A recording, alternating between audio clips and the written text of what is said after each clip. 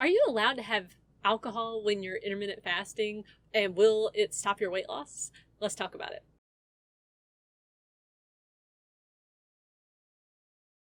First of all, my philosophy is you're allowed to do whatever you want. You get to make up your own rules with intermittent fasting. But I have, experimented with alcohol while I've been doing this throughout my weight loss journey. Losing the 80 pounds and in maintenance mode, I've kept the same rules this entire time. So I can tell you about my experiences. Now, first of all, I never had a hard and fast rule about amounts or timing of it. So in other words, like for me, I would, have a glass of wine with my meal if I wanted it.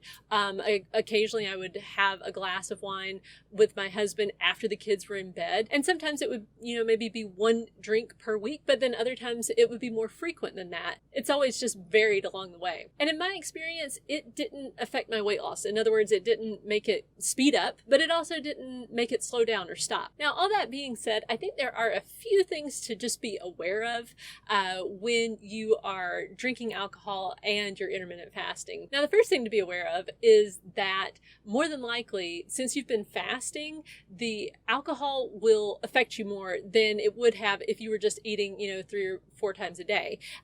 When you've gone on an empty stomach for a while and you have even a little bit of wine, you can really feel it a lot more strongly, or at least that's been my experience. The second thing is that wine or any kind of alcohol, when you are having it with your meal, it can make it easier to overeat because you're just not as worried about things, and that can cause it to be easier to overeat. I found that just becoming aware of that was enough to keep me from overeating while I was having wine. I was always just a little bit more thoughtful with myself as I was drinking the wine to really notice, am I feeling full or not? And then just stop when I was full. Another thing to be aware of is if you choose to have your wine, let's say you have your meal and then you have your wine later on with no food at all, like right before bed or something like that, you may find that the next day you feel a little bit of nausea. You may feel hungrier.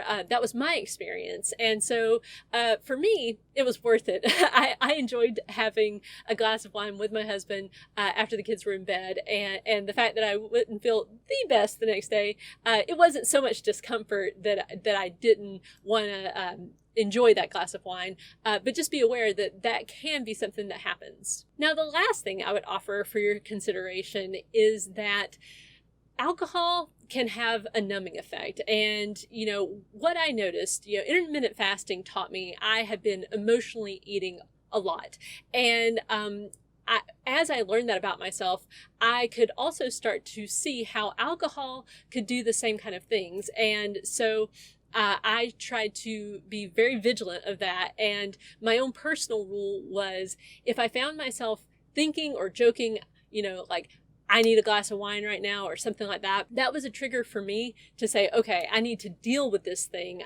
And my own personal rule was to not have a drink of wine when I really felt like I needed a drink of wine, and only to drink it when I was just doing it for the enjoyment, if that makes sense. Like, for example, maybe another way to look at this would be if like my own rule is I don't want to emotionally, like I'm not going to grab a chocolate chip cookie and just eat it because I'm stressed, but I will eat the chocolate chip cookie because I like chocolate chip cookies. And the same thing is my rule with wine or an old fashioned on date night. And the alternatives that worked for me when it came to, if I was feeling stressed and kind of, having that, I feel like I need a glass of wine type of experience, I learned to start taking action on the thing that was causing me stress in the first place. Talking it out with my husband was another really helpful thing. And also just journaling. Like if it felt like something I needed to figure out in my own head, I would journal it out, or I would go for a walk and think about it. And all of those things have helped me to work through the things that, were stressing me out. So those have been my experiences with intermittent fasting and alcohol. And if you have anything you'd like to add based on your experiences, please leave it down below.